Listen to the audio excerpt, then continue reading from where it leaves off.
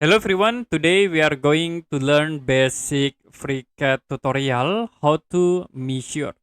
So we have these example objects, and if you want to measure some aspect in this object, you can click this icon measure tools, and mode for default will be set into auto.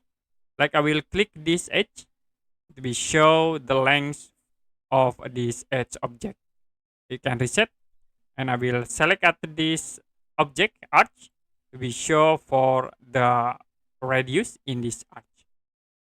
The other option you also can set by manually. You can reset and then click in this drop down menu. There are a lot of options you can set for distance, angle, length, position, area, and the other. Like I will set for distance. You can click from this point and then click again this point.